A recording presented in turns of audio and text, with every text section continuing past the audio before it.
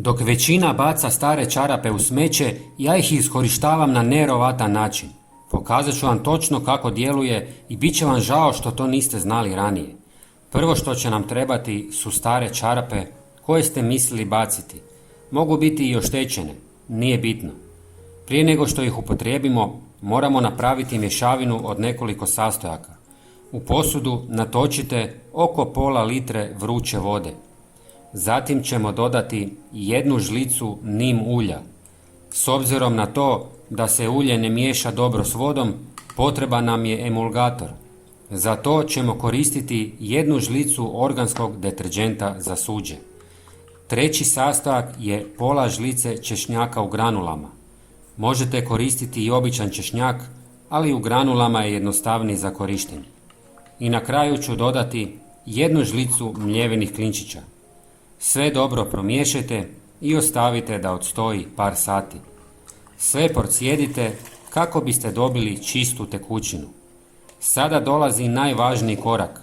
Stavite stare čarape u ovu mješavinu i ostavite ih par minuta da se dobro natope. Zatim ih izvadite i malo ocijedite. Ostatak tekućine nemojte baciti. Pokazat ću vam kasnije kako da ga iskoristite na fantastičan način. Ove čarape možete koristiti na 2 vrlo jednostavna načina. Prvi je da ih objesite na granu, gdje će njihov miris pomoći odbijati komarce i razne mušice. Kako puše vjetar, miris će se širiti. Ali drugi način je još zanimljiviji. Zavežite ih oko stabla i napravite prepreku koja zaustavlja štetočine prije nego što se popnu na biljke. Pogledajte mrave kako dolaze do čarape i jednostavno se zaustavljaju. Ne mogu ju prijeći. Ovo djeluje danima i nakon što se osuši. Sami mravi možda ne rade veliku štetu biljci, ali problem je što mogu štititi i prenositi lisne uši po cijeloj biljci. A ako ih ne zaustavite na vrijeme, lisne uši mogu brzo namnožiti i uništiti vam sve biljke.